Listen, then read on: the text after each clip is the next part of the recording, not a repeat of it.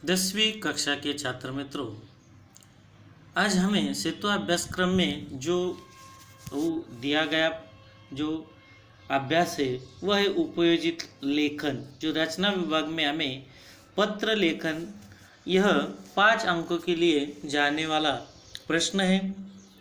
देखिए, पत्र लेखन से हम सभी परिचित हैं, लेकिन अब नए ज़माने में यह पत्र लेखन की जो बातें हैं उनमें बदलाव आ गया है।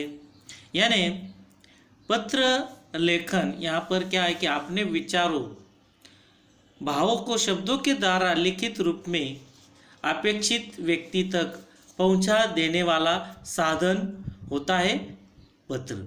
हम सभी पत्र लेखन से सभी परिचित हैं, हम सभी जानते हैं। आजकल हम नई तकनीक को अपना रहे हैं, यानी आप मोबाइल हो, संगणक या इंटरनेट, ईमेल, इनके द्वारा क्या कर रहे हैं, एक दूसरे को संदेश या पत्र के द्वारा भेज रहे हैं। और इस प्रकार अब पहले पत्र में बदलाव आया है। हमें भी इस नई तकनीक को अपनाना चाहिए। हमें भी ईमेल द्वारा पत्र लिखने की आवश्यकता है। वही हमारा जो बदलाव हुआ है वह है कि हमें ईमेल के द्वारा पत्र लिखना अपेक्षित है। और यहाँ पर पत्र के दो यहाँ पर भेद होते हैं, एक औपचारिक पत्र और दूसरा होता है अनौपचारिक पत्र। पहले तो हमें ये बात समझ लेनी चाहिए कि औपचारिक किसे कहते हैं। देखिए, औपचारिक यानी अगर हम किसी क्लास के हमारे अगर समझो यहाँ पर 10वीं कक्षा की क्लास चल रही है, तो इसमें पढ़ाने वाले शिक्षक ही रहते हैं, 10वीं क्लास के पढ़ाने वाले शिक्षक, और 10वीं ही क्लास के छात्र या विद्यार्थी पढ़ने के लिए उस क्लासरूम में 4 दीवार के अंदर रहते हैं। एक सही समय होता है पढ़ाने का, स्कूल का। उसी समय में शिक्षक आपको पढ़ाते हैं, विद्यार्थी अध्ययन ग्रहण करते हैं। यानी यह हुआ समय में उसी वक्त जो दिया हुआ है, जैसे दिया हुआ है उन परिस्थितियों में कार्य करना, इसे कहते हैं औपचारिक। अनौपचारिक यानी इसके लिए कोई समय मायने नहीं रखता, हम अपने अनुसार समय में अपना कार्य कर सकते। जैसे कि अब पढ़ाई का कार्य हमने क्लास में देखा है, वर्ग या कक्षा में, लेकिन हम अगर पढ़ाई अपने तरीके से घर में करते हैं तो उसका कोई समय निश्चित नहीं होता। हमें किस विषय की पढ़ाई करनी है यह भी निश्चित नहीं होता। यह हुआ अनौपचारिक। और इसी प्रकार औपचारिक पत्र और अनौपचारिक पत्र 2 प्रकार होते हैं। औपचारिक यानी कार्यालयीन पत्र, व्यावसायिक पत्र।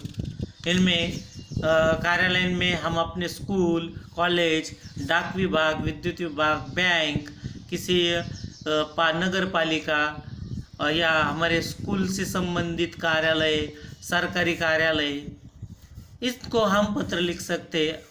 और व्यावसायिक में किसी दुकानदार से हम खरीदी के मामले में इस प्रकार पत्र लिख सकते हैं। अनौपचारिक में हमें हमारे स्नेह, घर के संबंध या रिश्तेदारों को हम यहाँ पर अपने तरीके से पत्र लिख सकते हैं।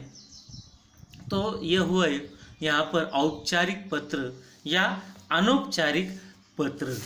अब इसका नमूना हमें देखना चाहिए। देखिए, हमें यहाँ पर एक नमूना औपचारिक पत्र का दिया है। इस प्रकार हमें इस ढांचे में, इस स्वरूप में हमें पत्र लिखना होता है। पत्र की दिनांक हमें लिखनी चाहिए, जिसे लिखना है कार्यालय या जो भी होगा उसे प्रति या सेवा में करके हम लिख सकते हैं और उसका संबोधन कर सकते हैं। यानी अगर हम स्कूल के लिए पत्र लिखते हैं तो उसे सेवा में लिखेंगे, जैसे माननीय मुख्याध्यापक, जो भी स्कूल होगा उस स्कूल का पता उसके नीचे आएगा। विषय, जो भी स्कूल के लिए विषय होगा वह विषय हम रख सकते हैं। उस संदर्भ, वह कौन से विषय में, किस संदर्भ में हम पत्र स्कूल को लिख रहे हैं, या किसी अधिकारी या किसी बैंक को लिख रहे हैं, जो भी विषय है जिसे लिख रहे हैं उसका संदर्भ लिखना चाहिए। महोदय, विषय विवेचन यहाँ पर आपको करना होगा कि यहाँ पर जो विषय पत्र का है उसके बारे में जानकारी यहाँ पर लिखना जरूरी है। और बाद में पत्र लिखने के बाद लड़के भवदिया और लड़कियाँ यहाँ भवदिया लिख सकती है। हस्ताक्षर आपको अपना करना है। यहाँ पर नाम, जो यहाँ पर खत लिख रहा है खुद का नाम यहाँ पर लिखना जरूरी है, और बाद में पता और खुद का ईमेल आईडी यहाँ पर देना जरूरी है। इस प्रकार हम नया स्वरूप जो बदला हुआ है उस बदले स्वरूप से हम यह ईमेल द्वारा पत्र लिख सकते हैं। आज के लिए इतना ही काफ़ी है।